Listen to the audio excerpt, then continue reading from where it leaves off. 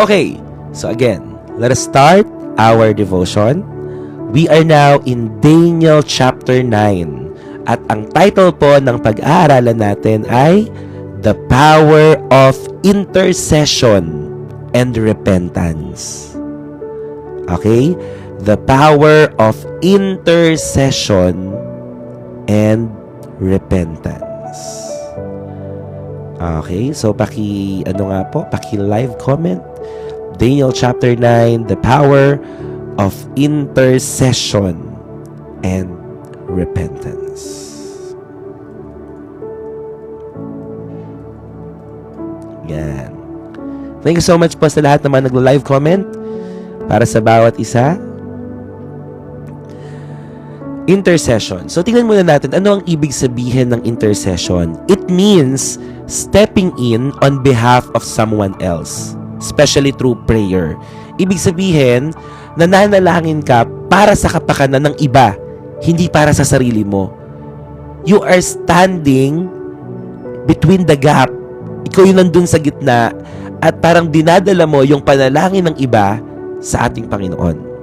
So, in a Christian context po, intercession refers to praying for others. Nananalangin ka para sa iba, standing in the gap before God to ask for His mercy. No, kapag ikaw ay nananalangin ng kagalingan para sa iba, ng healing, ng help or guidance for someone else. Okay, so you are interceding for them. To intercede is to pray for others. At ang intercessor po ay ang mga tao na nananalangin at dinadala ang pangangailangan ng iba sa Diyos. And I am so blessed because I have an intercessor. Personal intercessor ko ang nanay ko. Kasi si mother ay isang intercessor siya. No, nananalangin talaga siya. At ako rin po ay intercessor nyo. Okay? So, intercessor niyo po ako. Kasi po ako yung nananalangin para sa inyo pag may mga pangangailangan, pag may mga prayers kayo sa Lord. Di ba po, nagpe-pray po tayo. So, ibig sabihin, you are praying and you are bringing the needs of others before God. So, there is power in intercession and repentance. When God's people humble themselves and pray, heaven moves in mercy. Gusto niyo po bang mabuksan ang kalangitan sa inyong buhay? Gusto niyo po ba na magbago talaga ang kalagayan at sitwasyon mo ngayon? Humble yourselves. Humble yourselves and pray. Magpapakumbaba tayo, lalapit sa Diyos, at hahayaan po naman, mananalangin at hahayaan po natin ang Diyos ang kumilos at gumalaw sa ating mga buhay. At hindi tayo mapapagod na ipanalangin ang mga kapatid natin. Kaya nga tayo may General Prayer Request GC, tama, sa Messenger. Kasi po, tayo ay mga intercessor. Nananalangin po tayo on behalf of others. Sa mga kapatiran po natin, pwede po tayong manalangin sa kanila. Pwede po tayong maging intercessor para po sa kanila. Sure, pwede kayo mag-join ng group chat. I-chat nyo po ako sa Messenger, sa FB, Harold Nicolas Cruz. Sasend ko po sa inyo yung link kung gusto nyo pong mag-join. So, in Daniel chapter 9, tama, walang sino man nabubuhay para sa sarili lamang. Totoo po yan. At kapag, alam nyo po yung intercession na ginagawa natin, kapag may mga, thank you po, Ambot, salamat po. So kapag merong, for example, nalindol sa mga kababayan natin, may nalaman tayong trahedya, diba, may mga nangyayari, pwede tayong maging intercessor sa kanila. Pwede tayong mag-pray para sa kanila. Hindi pa po kami nakakapag-paraffle. Ayusin pa lang po natin. Okay, ayusin pa lang natin. So we are interceding for these people. Okay, dito sa mga tao na ito. So in Daniel chapter 9, the prophet Daniel studies the writings of Jeremiah. So pinag-aralan ni Prophet Daniel kung ano yung mga sinulat at mga prophecy ni Prophet Jeremiah and realizes that the 70 years of Babylonian captivity are almost complete. Malapit nang matapos itong 70 years na captivity na ito. But instead of celebrating, he turns to God with fasting, sackcloth, and ashes, crying out for mercy. Not just for himself, but for the whole nation of Israel. Hindi siya nag-celebrate na 70 years sa wakas, makakalaya na kami sa captivity ng Babylonian Empire. But instead, anong ginawa niya? He prayed and fasted. At yung panalangin niya ay hindi lamang para sa kanya, kundi para sa buong bansa, para sa buong bayan ng Israel. Mga kapatid, ito po ay confirmation para po sa atin na tama ang ginagawa natin. Tama ang ginagawa natin na pagtulong, ang pananalangin sa mga taong nasalanta, na apektuhan ng lindol, trahedya. Tama itong ginagawa natin. We are not just praying for ourselves, but we are praying for our nation. We are praying for our kababayan. We are praying for those people who are in need. And God is confirming na itong ginagawa natin, yung pagtulong natin, yung donation drive natin, ito ay kalooban ng Diyos. Kagaya po ni Prophet Daniel, hindi siya tumingin sa sarili niya lang, tumingin siya sa kalagayan ng kanyang bansa, ng kanyang bayan. Daniel's prayer is one of the most powerful examples of intercession and national repentance in the Bible. He confesses the sins of his people, acknowledges God's righteousness, and pleads for forgiveness and restoration. Let us help our kababayans in Cebu and Davao. Amen. So meron tayong donation drive na ginagawa. Mag-update ako mamaya kung magkano na yung nalilikom natin. Parang almost 1,000 na rin po yung mga nagbigay ng kanilang tulong. For Davao naman po ito. So almost 1,000 na rin po. So praise God sa inyong mga buhay, sa inyong walang sawang pagbibigay at pagtulong para po sa mga kababayan po natin. Itong ginagawa natin, all for the glory of God. Sabi ko po sa inyo na yung mga sentimo na nalilikom natin ay mapupunta sa lahat ng mga tao na nangangailangan. Hindi ko pa sure. I am still praying. Actually, tinatanong na rin ako kung pupunta ako sa Davao, but I am still praying to God, no? So, tingnan natin kung paano tayo makakatulong sa kanila. Yes, nakita ko rin yon, yung sa QC, yung namatay yung 3 niyang anak sa sunog. Nakakadurog ng puso, di ba? So, ganito yung nangyayari sa atin pong bansa. Hindi tayo pwede na walang pakialam. Magkaroon tayo ng compassion sa mga tao. Magkaroon tayo ng compassion kasi hindi porket hindi nangyayari sa atin ay hindi yun nangyayari. Paano kapag tayo naman yung dumaan sa ganong trahedya? Di ba maganda rin po na merong mga taong tumutulong sa atin? Pero paano mangyayari yon kapag sinimulan nating tumulong din sa iba? Kaya yan. So, ina-encourage po natin ang bawat isa. Kahit magkanong amount po yan, 20, 50, 100, kapag pinagsama-sama, napakalaki po ng magagawa po natin. Thank you po, Ambot. Maraming salamat po. Yes. Let us pray for them. Yes, always put yourself in the shoes of others. Tama. And we thank God for this community na meron tayong initiative. Wala namang pumipilit sa atin na magbigay. Tama? Hindi naman kayo pinipilit at hindi naman kayo nire-require na magbigay. Ito po ay base po sa ating mga puso. Okay? It depends upon you. At kung magkanong amount, 5 piso, 10 piso, 20, yun lang kaya mo At least nakatulong po tayo. Okay? Nakapagbigay tayo. So mag-join kayo sa GC kung gusto niyo pong malaman or mag-chat kayo sa akin. Isasend ko ulit mamaya sa group chat. Okay? Para po mamaya ay last mission trip natin, again, para sa kaalaman ng iba, umabot tayo ng 104,000 na ipamigay sa Cebu. At ako po mismo ang nagpunta doon just to make sure na talagang maibigay ito ng tama sa kanila at nakapag-share tayo sa kanila. Thank you po. Yan, ampon, salamat. Small act makes a big difference for others. Amen. Tama. Yes. Pastor, sa maliit na halaga, pagsama-sama, malaki na po. Tama po iyon. Pag pinagsama-sama ang maliliit, lumalaki. At sa community po natin, imagine nyo, 340 plus. Actually, 800 na yung community natin eh. Kung magbibigay tayo ng tig 50, 100, napakalaking bagay na nun. Okay, napakalaking bagay na nun. Yan. So, praise God. Praise God. Malaking tulong po.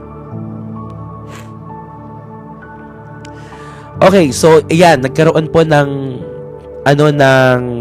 desire o ng puso itong si Prophet Daniel to really intercede for the nation of Israel. And while Daniel is still praying, the angel Gabriel appears with a message from God. Ano po yung message ni Lord? Revealing the 70 weeks prophecy which points to the coming of the Messiah and the fulfillment of God's redemptive plan. Itong 70 weeks na ito ay merong pag-aaral po niyan sa eschatology or the study of the last days. No, itong 70 weeks prophecy na ito. Okay? So, ibig sabihin po, hindi pa to nakukumpleto. Meron pa tayong ilang linggo na hinihintay bago mangyari itong prophecy na ito. Pero ibang lesson yun. Okay? Kasi medyo malalim siya. It will talk about the last days. Okay? So, yun po. Fulfillment of God's redemptive plan. So, even in judgment, this chapter, Daniel chapter 9, reveals the mercy of God toward those who repent and seek His face. Pwede po nating pag-aralan yun sa special class. Sige, pag-aralan natin yun. Yung eschatology. Kasi medyo malalalim talaga siya. No, for newbies, mas maganda na punuin muna natin yung sarili natin ng pagmamahal ng Diyos, ng encouragement, ng paglalim, ng tamang pundasyon. Para kapag tama na yung pundasyon natin at nag-aral tayo ng mas malalalim na katuruan, kayang-kaya natin siyang i-handle. At ang mga subscribers naman natin dito ay lagi ng talaga, mga founded na yan. Grabe, founded na. Okay, so even in judgment, this chapter reveals the mercy of God toward those who repent and seek His face. Kaya sa lahat ng mga taong nanunumbalik, salamat po, love, sa lahat ng mga taong nanunumbalik sa Panginoon, sa lahat ng mga nagsisisi sa kanilang mga kasalanan, may awa at habag ang Diyos. Amen? May awa at habag ang Diyos. At tatanggapin niya po tayo muli. Amen. So, 3 powerful lessons from Daniel chapter 9. 3 powerful lessons. Okay, so number 1, God's promises call us to pray, not to pause. Again, God's promises call us to pray, not to pause. Okay, paki-live comment po. God's promises call us to pray, not to pause.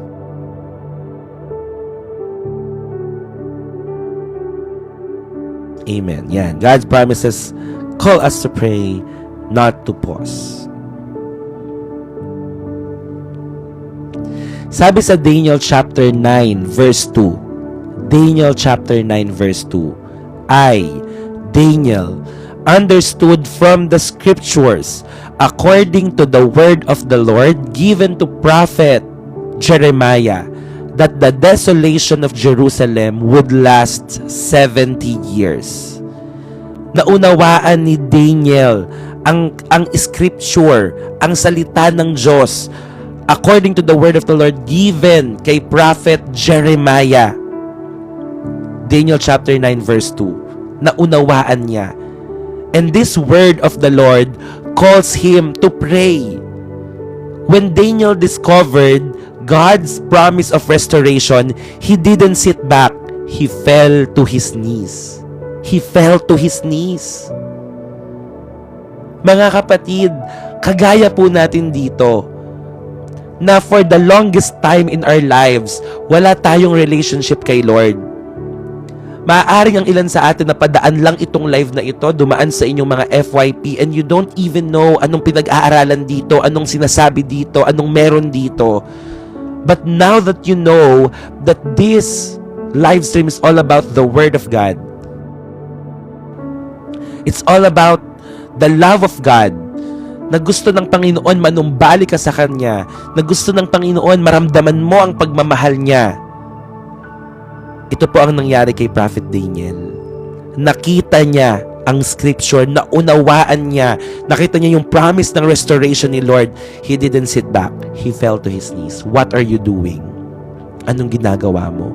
Ngayong nalaman mo na mahal ka ng Diyos, nalaman mo na gusto kang iligtas ng Diyos, kagaya ni Prophet Daniel, bakit hindi ka lumuhod sa panalangin? Bakit hindi mo isuko ang buhay mo sa Panginoon? Dumulog sa Diyos. God's promises are not an excuse for passivity. They are an invitation to intercession. Ang mga pangako ng Diyos ang mag-iimbita po sa atin upang manalangin. Salamat sa Diyos, no? Hindi natin ito take for granted yung mga pangako ni Lord.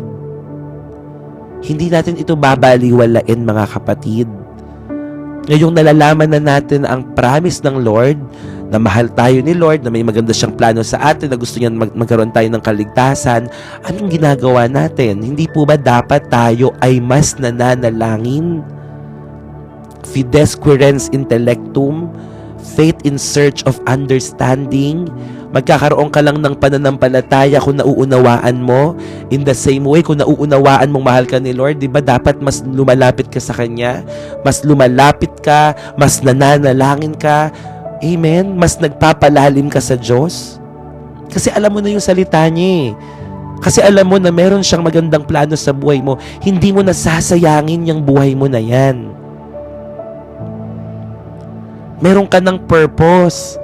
Kung dati nabubuhay ka, hindi mo alam kung bakit. Ngayon, alam mo na kung bakit ka nabubuhay, para sa Diyos. Kaya aayusin mo na yung buhay mo. Amen?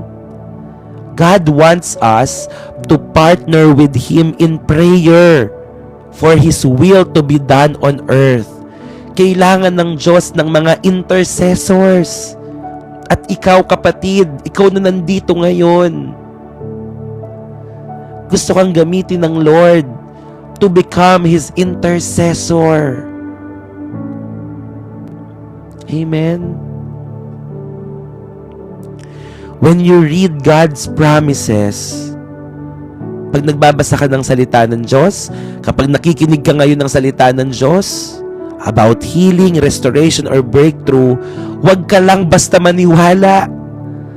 Manalangin ka, kapatid. Amen? Manalangin ka. Itong mga sinasabi ko na mga salita ng Diyos, mga pangako ng Diyos, yes, we are claiming it. Lord, I claim, I receive, and pray, brothers and sisters. Pray for it. Pray. Huwag kang magsawang manalangin. Ilapit at idulog sa Diyos ang pangangailangan mo. Kung sinasabi ng salita ng Diyos, pagagalingin ka niya, pero kailangan mo ring manalangin. Kung sinasabi ng Diyos, palalayain na kita dyan sa mga utang mo, kung ikaw man ay baon ngayon sa utang, claim it, pero meron kang kailangan gawin, pray. Amen? At kailangan mo ring kumilos, because faith without action is dead. Merong pinapagawa ang Diyos sa atin. We will not just believe, we will pray and act. we will pray and act. Okay? Pray. Pray for it. Alam niyo po yung salitang push? Lagay niyo nga po dyan, push. Sige, push. Ang salitang push, alam niyo ibig sabihin yan? Ang ibig sabihin ng push ay pray until something happen. Amen? Pray until something happen. Or happens ba? Tama ba yung grammar ko? Yan. Or may S pala yun. Pray until something happens. Yan. Pray until something happens. Yan yung push. Kaya mga kapatid, push lang ng push. Amen? Pray lang ng pray until something happens. Hanggang may nakikita ka na. Huwag kang titigil hanggat hindi mo pa nakikita. Pray until something happens.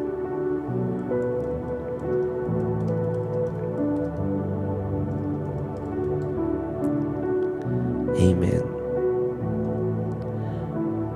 Pag newly follower Christ po, they try to be sinless for God, pero nagkakamali na yan. Huwag po kayo mahihiyang bumalik sa Panginoon. Okay? So, parang si Elijah lang yan eh, di ba? Yung kay Elijah, I think merong kwento po idon na sinasabi dito na sa 1 Kings chapter 18. So, after 3 years, basahin ko po after 3 years, after 3.5 years of drought, the prophet Elijah told King Ahab, "Go, eat and drink, for there is the sound of heavy rain." Then Elijah went up to the top of Mount Carmel, bowed down to the ground, and prayed earnestly for rain. 1 Kings chapter 18, verses 41 to 46. 1 King chapter 18, verses 41 to 46. He told his servant, sabi ni Elijah sa servant niya, "Go and look toward the sea." The servant went and looked but said, "There is nothing there." Wala daw doon. Sabi, walang ulan. Walang ulan. Elijah said, "Go again." And the servant went 7 times, still seeing nothing. Until on the 7th time, he said, "A cloud as small as a man's hand is rising from the sea." Then Elijah declared that the rain was coming. And soon, the sky grew black with clouds, the wind rose, and a heavy rain began to fall. Sabi ni Prophet Elijah, magkakaroon ng ulan. Magkakaroon daw ng heavy rain. There's a sound of heavy rain, pero walang nakikita. Hanggang sinabi niya, nag-pray siya sa Lord, he bowed down to the ground, he prayed earnestly, grabing pananalangin ni Elijah. Sabi niya dun sa alagad niya, pumunta ka doon, sige tingnan mo kung umuulan na, pero wala. Paano kung sumuko siya sa ikatlo, ika-4, ika-5 pagpunta, wala pa rin nakikita? Paano kung sumuko siya sa ika-6? Di walang tag-ulan. Pero sa ika-7, nakita niya, a cloud as small as man's hand is rising from the sea. And what happened after? The sky grew black with clouds. The wind rose and a heavy rain began to fall.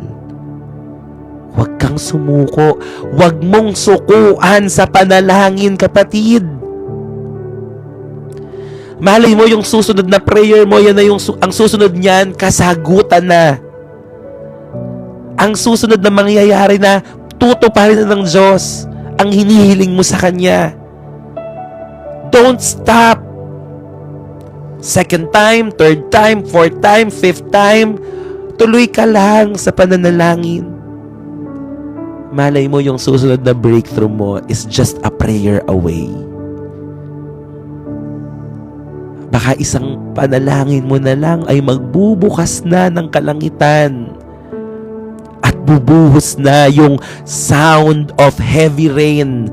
And it symbolizes sound of heavy blessings in your life. Amen? Huwag mong sukuan. Siguro ilang beses na nadi-discourage ka na, bakit parang wala pa rin? bakit parang hindi pa rin nangyayari? But just like Elijah, amen.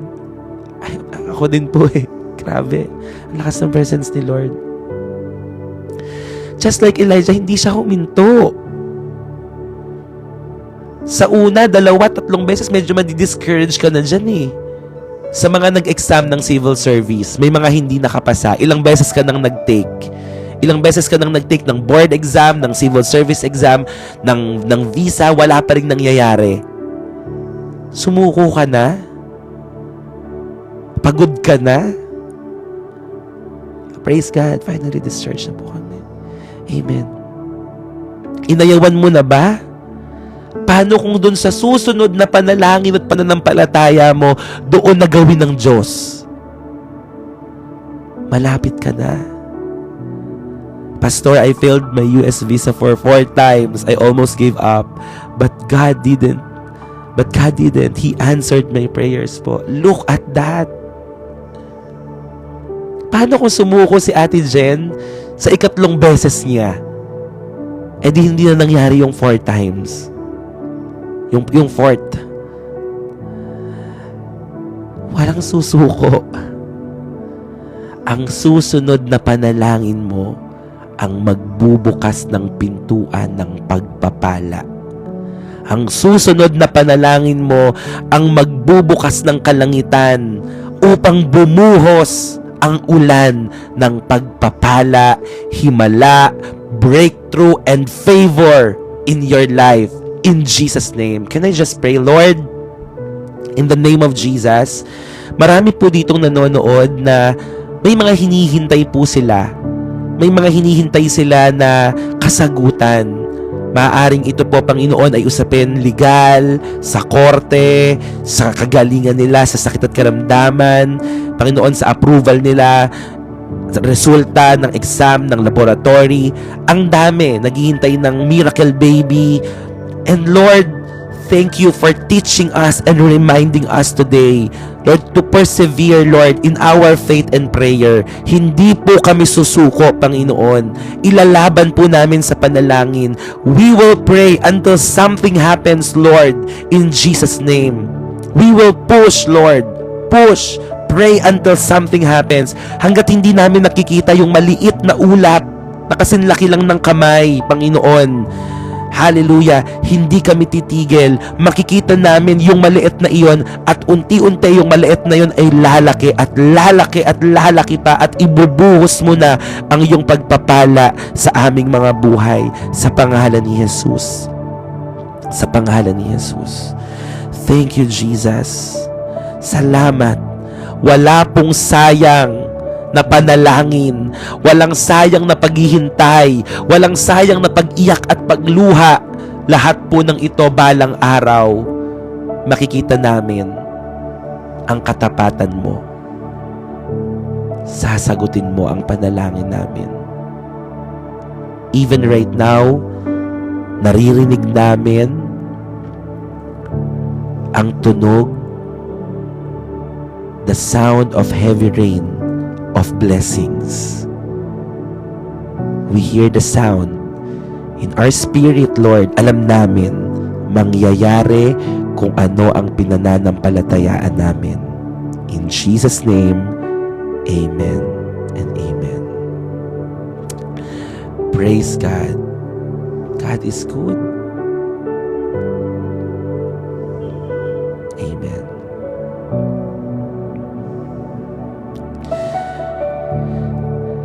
Amen, amen. Pinatunayan na ng Diyos. Okay? Huwag ka nang alinlangan pa. Amen.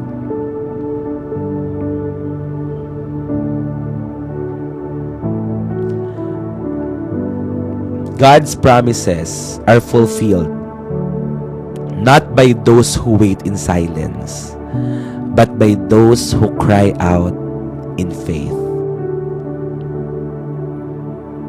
Again, God's promises are fulfilled not by those who wait in silence, but by those who cry out faith. Kapatid, bakit hindi mo iiyak sa Panginoon ng lahat? Bakit hindi mo ibigay sa Diyos yung nararamdaman mo ngayon? It's okay to cry. Hindi po sign ng weakness ang pag-iyak.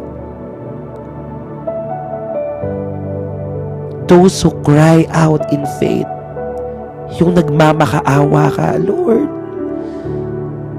tulungan mo ako, Lord. Baguhin mo yung sitwasyon ko. Hindi masama na lumapit sa Diyos at aminin, ipakita kung sino ang tunay na ikaw. Kung mahina ka, lumapit ka sa Diyos. Kung nanlalamig ka, lumapit ka sa Diyos. When you read God's promises, again, something is happening. Declare His word until His will becomes reality. Declare His word until His will becomes reality. Akala ko nga dati nung sinuko ko yung buhay ko sa Panginoon, akala ko talaga hanggang doon na lang ako na okay, masaya na ako sa church na lang. I will give my best to really grow, parang palaguin ang church, ang JIL Pulumbuhangin. Yun na yung goal ko eh. No, nandito ako sa JIL Pulumbuhangin, I will give my best, my excellent service to God. I will do everything para mapalago yung church, para yung mga tao ma-disciple ng tama, lumago. At God is faithful kasi nagsimula kami iilan lang. Pero ngayon po, ang dami ng umaattend sa church, ang dami ng mga workers, may mga nanonood din dito, mga taga-JIL Pulumbuhangin, and they can attest. Iko-confirm po nila yun sa inyo. Na nagugulat kami, ang daming umaattend ng second service, yung first service, dumadami na rin. Pinapalago ng Diyos. Akala ko okay na yon. Kasi nakikita ko naman na ginagamit ako ng Lord dito sa JIL Pulumbuhangin. But I never thought na meron pa palang mas malaki itong community natin na pang-international, na naabot ang iba't ibang mga tao sa iba't ibang bansa. Declare His word until His will becomes reality. Yung mga pinapangarap mo, yung mga sinuko mo sa Diyos, hindi pa siya tapos sa'yo. At hindi siya matatapos hanggat hindi nagiging realidad ang mga pinapangarap mo para sa Kanya. Amen. Just do the will of God. Ako po ay patunay. Sinasabi ko sa inyo, 3 taon akong talagang living by faith. Ang Diyos ang bumubuhay sa akin. Akala ko nga dati ganun na lang yung buhay ko eh. Pero isa rin pala ako sa gagamitin ng Lord to really bless the church. And I praise God. I praise God.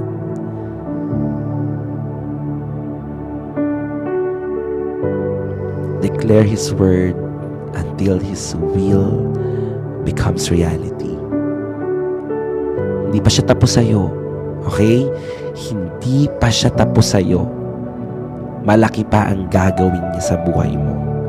Ang mga pangako ng Diyos ay hindi para hintayin lang, kundi ipanalangin ng may pananampalataya. Are you guys excited? Excited po ba kayo sa gagawin ni Lord sa inyong mga buhay?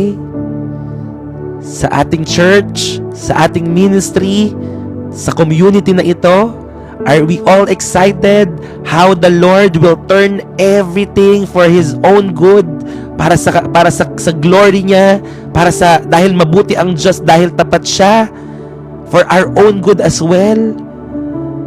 Amen. Ita-turn niya yan. Lahat ng pinagdadaanan mo na yan,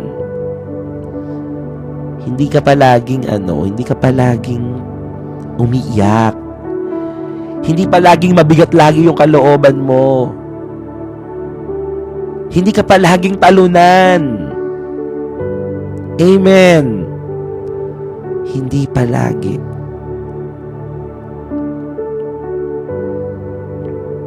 Amen.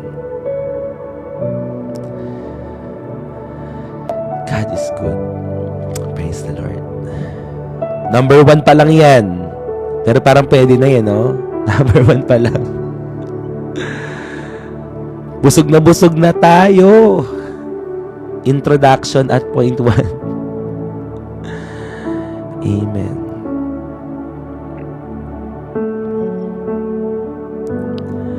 Okay, second point. Number 1 pa lang, busog na. 1 pa lang, pero yung iyak parang pang 3 na po.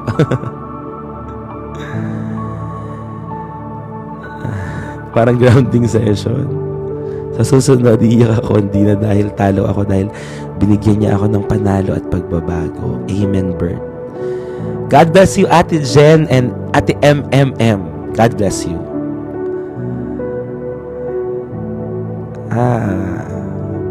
Salamat. Mamayang gabi may grounding session. Kaya okay mawawala sa evening devotion. Yay! Yeah, Ate M, dito lang kami para sa'yo. Okay. Number 2. Okay, second point. Number 2.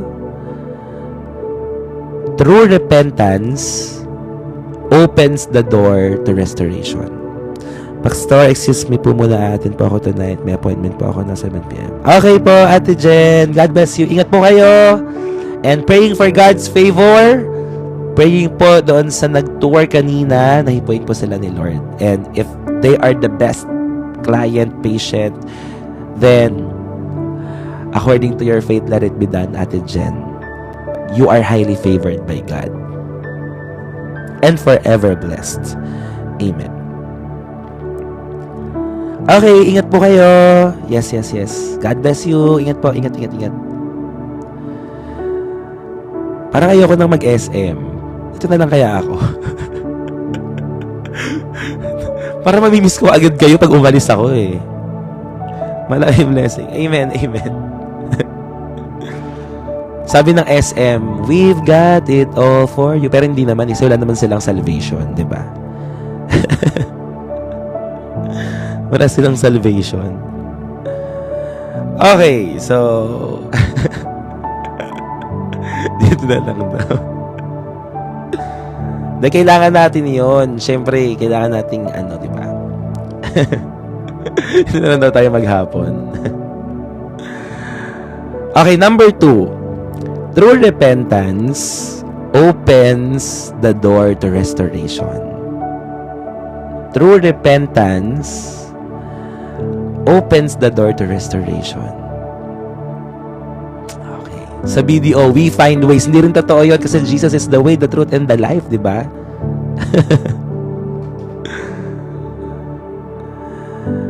True repentance opens the door to restoration.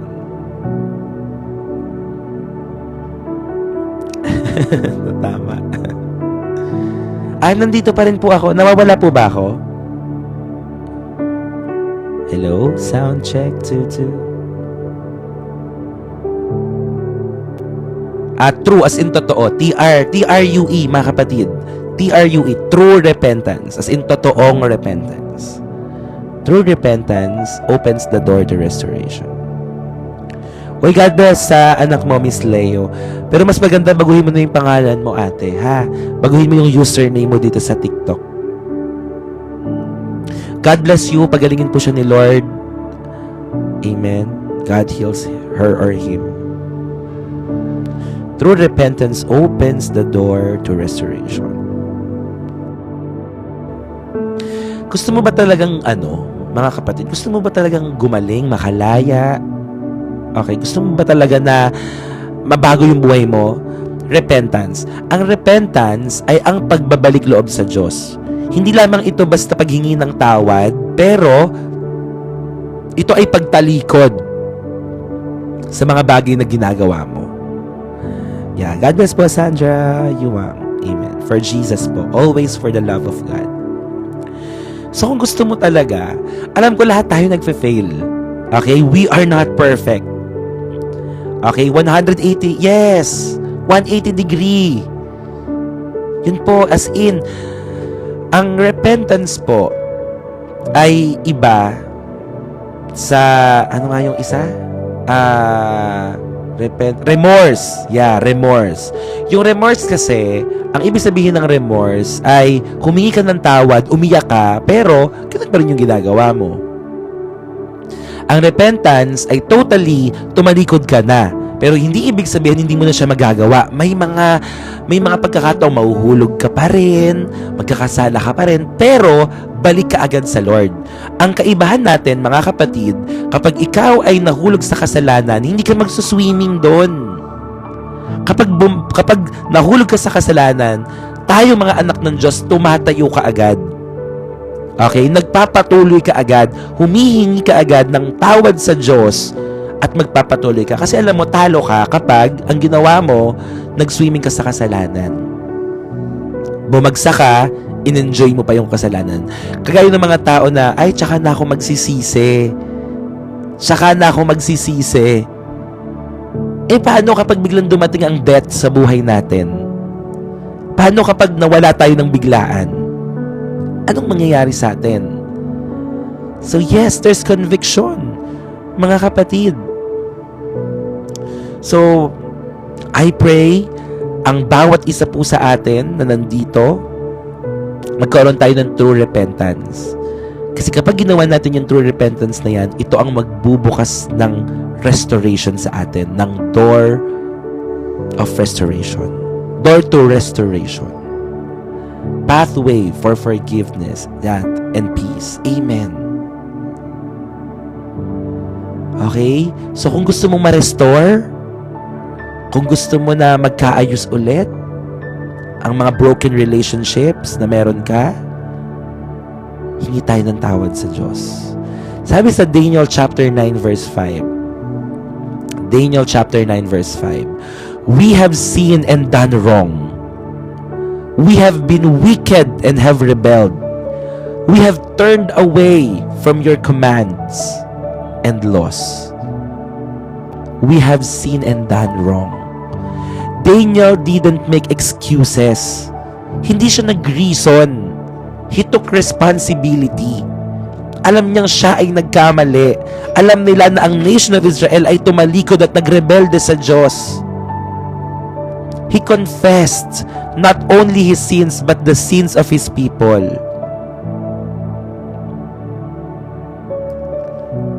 Parang inyanin tulad po dun sa attitude ng ibang aso. Revival always begins with repentance.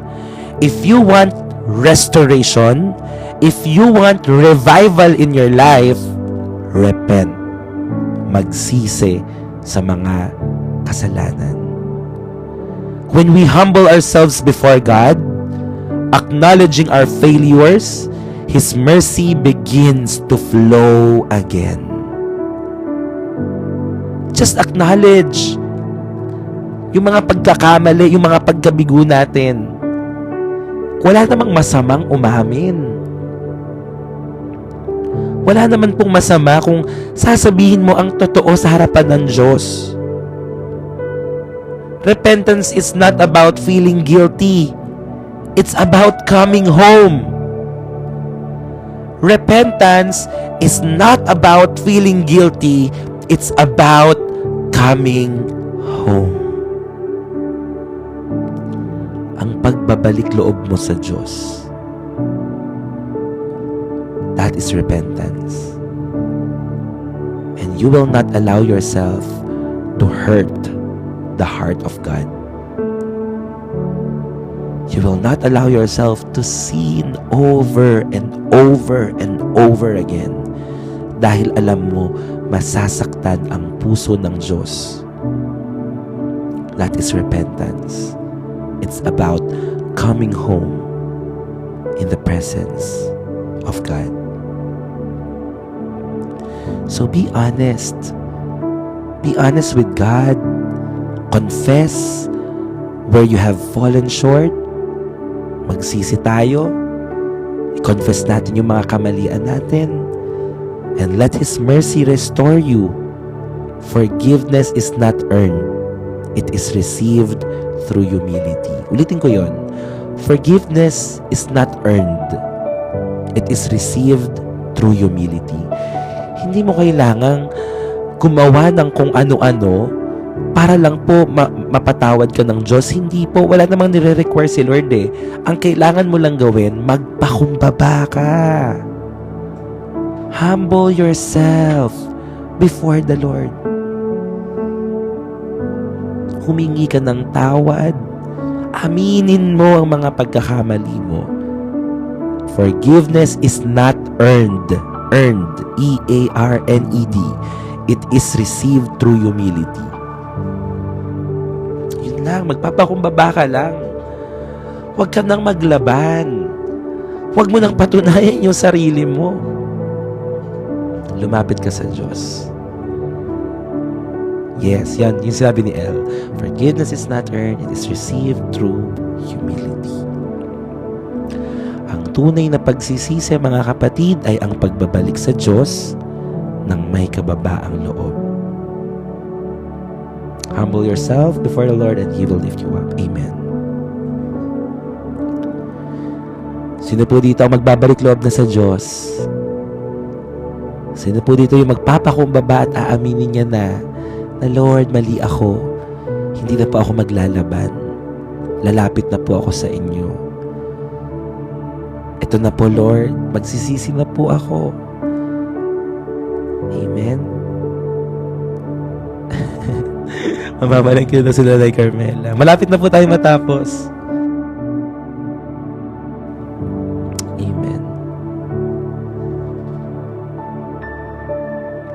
Amen. God bless you, Ate Len. Amen. And number 3, and the last, God answers the prayers of the humble. Yung sa number 2, Daniel 9:5. Daniel 9:5. Number 3, God answers the prayers of the humble.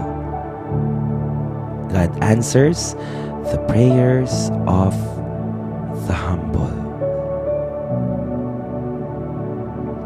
Amen. Sabi sa Daniel chapter 9, verse 23, as soon as you began to pray, a word went out, which I have come to tell you, for you are highly esteemed. Before Daniel even finished praying, God had already sent His answer through the angel Gabriel. Sabi dito, as soon as you began to pray, nung nagsimula ka palang manalangin, a word went out, which I have come to tell you, for you are highly esteemed. Daniel 9:23. May mga pagkakataon nga na hindi mo pa binubukas ang iyong labi sa pananalangin, tinutupad na ng Diyos. Amen? Ang iyong mga requests in prayer. Itong si Daniel, bago siya matapos manalangin, sinagot na po siya. Heaven responds to hearts that are sincere, humble, and aligned to God's will. Heaven responds to hearts sincere, humble, aligned with God's will. Yan po ang mga panalangin hindi kayang pakinggan ng Diyos. Pinapakinggan ng Diyos ang mga panalangin humble, sincere, and aligned sa kalooban niya. Even we feel unseen, God hears every prayer uttered in faith. Hindi na mahalaga kung nakikita ka ng mga tao eh. Hindi na mahalaga kung nakikita tayo ng iba. Ang mahalaga, naririnig ng Diyos ang panalangin mo na inuusal mo ng may pananampalataya. Yun ang mahalaga. Naririnig ka ng Diyos. Hindi mo na kailangang sabihin sa iba. Hindi mo na kailangang ipadinig sa iba. Alam ng Diyos ang lahat ng dinadaing mo sa Kanya ng may pananampalataya. Listen to this. Heaven moves when God's people kneel. Heaven moves when God's people kneel. Amen. Lavish ang love sa atin ni Lord. Heaven moves when God's people kneel. Hindi ka kayang talikuran ng Diyos. Hindi kanya kayang hindi pakinggan, lalo na kung ikaw ay dumudulog ng nakaluhod, nakatira pa, umiiyak sa Kanya. Don't underestimate the power of prayer. Your quiet intercession can move the heart of God and shift the course of nations. Imagine mo yung mga pinapanalangin mo, yung quiet prayer mo, quiet intercession mo for our nation, for your family, for your loved ones. You can move the heart of God. You can move. Kaya mong pagalawin ang puso ng Diyos. At kayang magkaroon ng shift, ng pagbabago sa course, sa tinatakbo ng ating pong bansa. Because of your intercession. Never underestimate the power of prayer. Sabi ko po, lagi kong sinasabi sa inyo, kayang takasan ng tao ang inyong mga pangangaral, pero hindi nila kayang takasan ang panalangin inusal ng may pananampalataya. It can move the heart of God and shift the course of nations.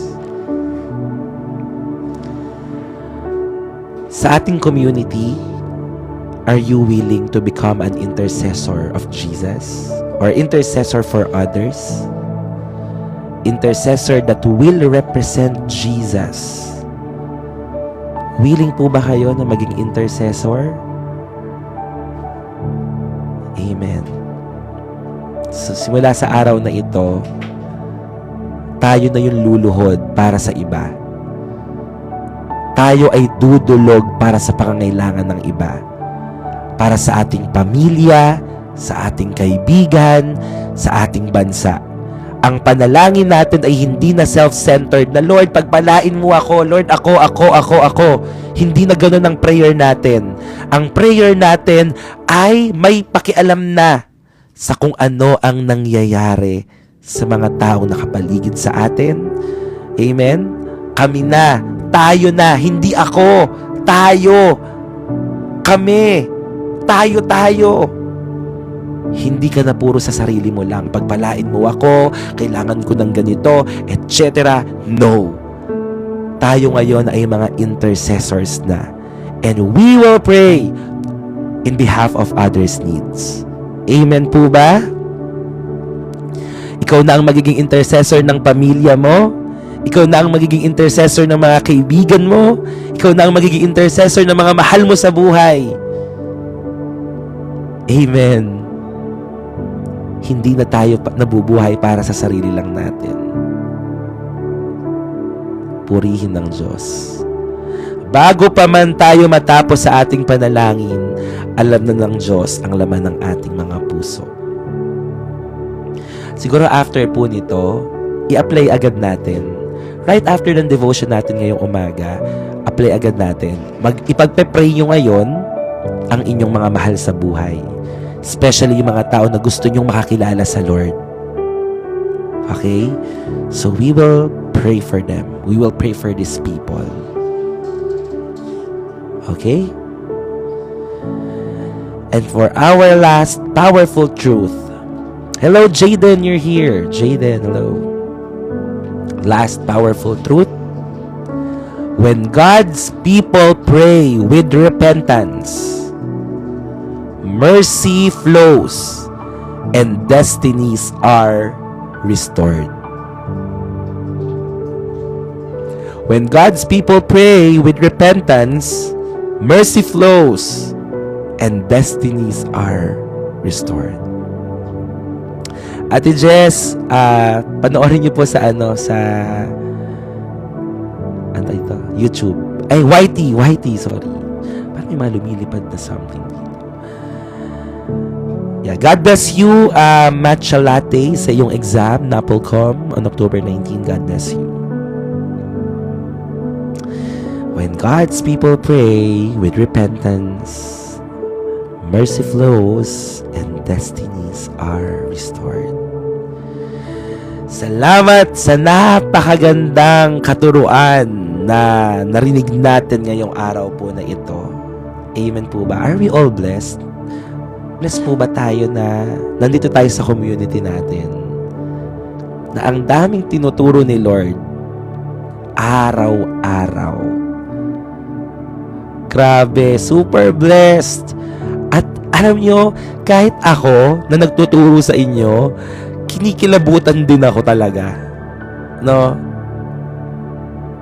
I mean, ako rin ay natututo. Sama-sama tayong pinapalago at pinapalalim ng Diyos.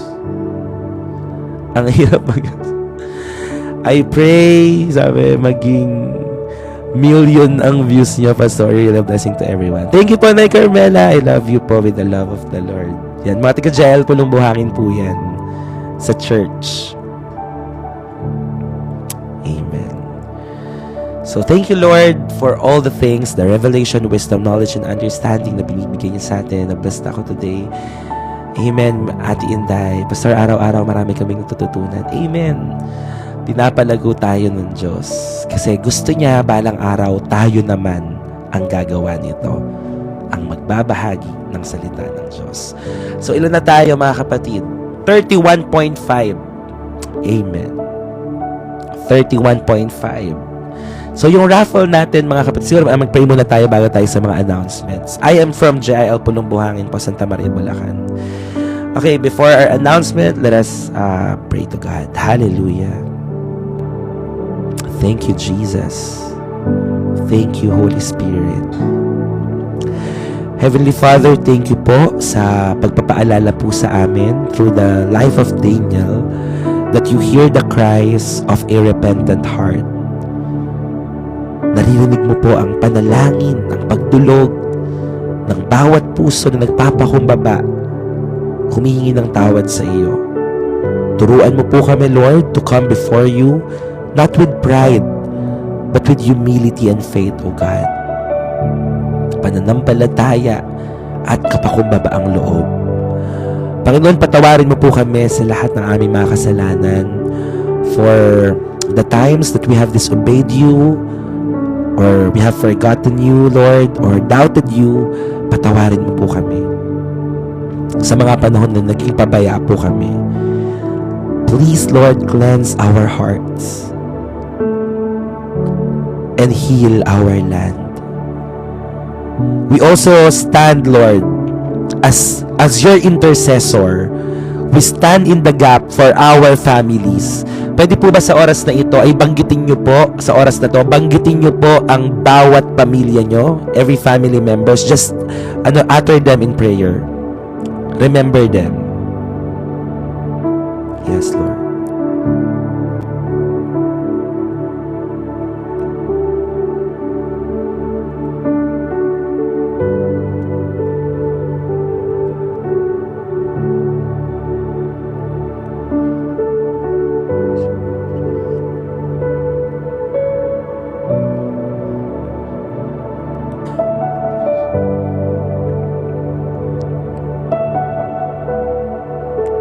Hallelujah. Panginoon, narinig mo po ang mga pangalan ng aming mga mahal sa buhay, and we stand in the gap for our families. Panginoon, kung may nakikita ka man pong mga kasalanan, patawarin mo po kami. Nilalagay po namin sa aming mga balikat ang mga kasalanang ito at idinudulog namin sa iyo. Lord, forgive us. Forgive our families for the rebellion, Lord, sa mga maling baging nagagawa po namin, Panginoon. Linisin mo po kami. Patawarin mo po kami. Dalisayin mo ang bawat puso, Panginoon. At ihanda mo po ang pusong ito, dakilang Diyos, para maging templo. Ang aming katawan ay maging templo ng iyong banal na Espiritu. At balang araw, lahat sila ay makakakilala sa iyo, Panginoong Jesus, bilang Panginoon at tagapagligtas po nila. And you will also encounter them, you will change them. Kung may mga sakit at karamdaman sa pamilya, padaluyin mo ang kagalingan. Kung meron pong mga broken relationships sa pamilya, buuin mo, Panginoon. Let there be restoration and revival. In Jesus' name. Bless all the families, Lord. I-provide mo lahat ng pangangailangan. Kung may mga nagkukulang man, Panginoon, let there be financial breakthrough in the name of Jesus. In Jesus' name. At ano man po, Panginoon, ang nagiging dahilan ng hindi pagkakaayos-ayos at pagkakawatak-watak, Panginoon, kinakancel po namin ito. Nire-rebuke po namin ano man pong spirit na nagkukos ng division in Jesus' name upon every family. Lord, let there be understanding. Let there be love. Let there be forgiveness, Lord, in every family. Let there be joy in the house, in Jesus' name. And let there be peace that passeth all understanding, in Jesus' name. We also stand in the gap, Lord, for our nation and our generation. Lord, we pray sa Luzon, Visayas at Mindanao, sa mga naapektuhan po ng lindol, sa mga tao na mga pamilya na naapektuhan po ng mga trahedya at delubyo, dakilang Diyos, nakikita mo po sila, and we are interceding, Lord, for them. Lord, bless them and provide for all their needs in Jesus' name, and may you comfort them. Maging yung babae po na nanay na nasunugan ng bahay at ng 3 anak na walan po siya ng mahal sa buhay, Panginoon, ngayon po ay kumilos po kayo sa Kanya. Panginoon, gamitin mo ang sitwasyong ito kahit mahirap at masakit, na siya po ay makakilala sa iyo. Panginoon, samahan mo siya. Alam ko na walang kahit na anong salita na makakapag-comfort sa Kanya, pero Lord, be with her. Let your comfort surround her. The love of the people, of her family, Lord, in Jesus' name. Hallelujah. At sa bawat mga tao, mga kababayan namin, mga OFW, Lord, na ngayon po ay nasa ibang bansa o nasa malayong lugar, malayo sa kanilang pamilya, I am interceding for them, Lord. May you comfort them sa mga panahon ng mungulila sila, sa mga panahon na lulungkot sila, hindi nila alam ang kanilang gagawin. Sa bawat desisyon ay itama mo sila, ibigyan mo sila ng tamang resources, tamang direksyon, Lord, in Jesus' name. At habang sila ay nagtatrabaho sa ibang bansa, kayo naman po ang gumabay at magprotekta sa kanilang mga pamilyang naiwan dito sa bansang Pilipinas. Be with them, Lord, and provide all the things that they need.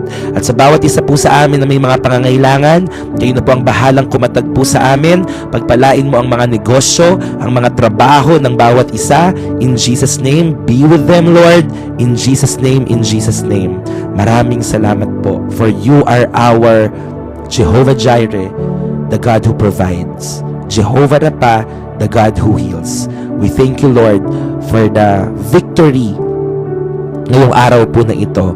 Salamat, salamat. Patuloy po naming pinagkakatiwala sa iyong lahat. Panginoon, kung ang buhay namin ngayon ay madilim, parang walang pag-asa, hallelujah, but still, gawin mo kaming intercessor mo. Make us people of prayer. When hope feels distant, Lord, remind us that your mercy is near. At kung paano mo sinagot si Daniel, we believe, Lord, that you will answer our prayers too. Restore what has been broken. Fulfill your promises in your perfect time. Let your kingdom come and let your will be done in our lives. We trust you, O God of mercy, for you are faithful to those who seek you with all their hearts. Maraming salamat. Pinagkakatiwala ko na sa iyong lahat. Balutan mo kami ng iyong banal at makapangyarihan dugo. Binabalik po namin sa iyong lahat ng papuri, pagsamba at pasasalamat.